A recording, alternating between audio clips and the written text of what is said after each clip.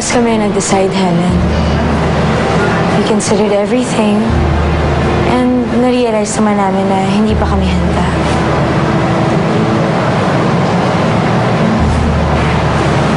Si Nina, hindi niya ba dinamdam? Masaya naman si Nina na okay na kami ni Dave kahit hindi kami magkasama. Basta wag lang daw namin siyang iwan. Helen, salamat ha. Pinalaki mo ng maayos si Nina.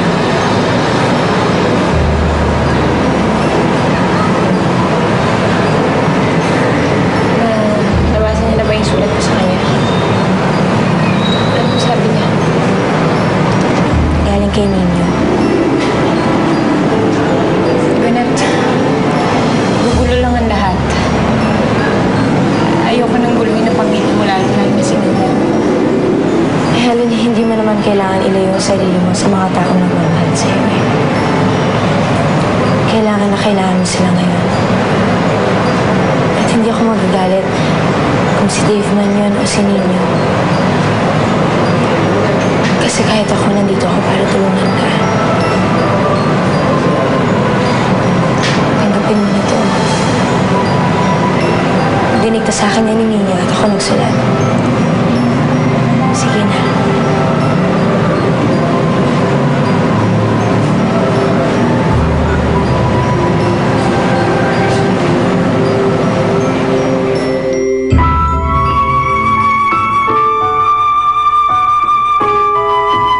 Dear Nanay, kung nasaan man po kayo, sana po makuha niyo na ang totoong sulat ko.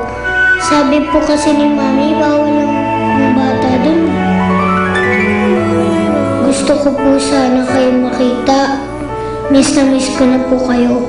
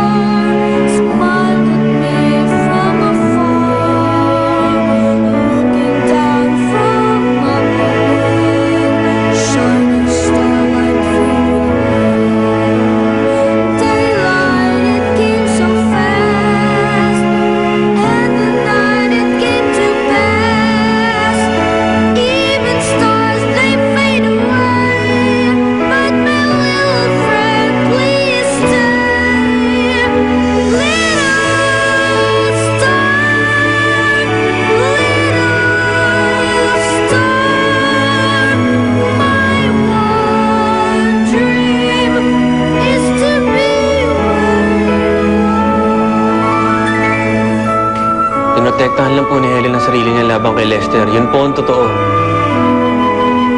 Mas naging kita ninyo. Huwag kang mag-alala sa akin. Mabuti ang lagay ko dito. Tinutulungan ako ng Lola Gemo at Ninang Paula. Mabuti naman po kung gano'n, Nay Helen. Kami naman po lumipat na ng bagong bahay ni Mami eh. May bago na rin po siyang trabaho. Pero lagi pa rin po kami magkasama ni na Daddy. Kaya hindi ko na po sila masyadong namimiss ni Mami.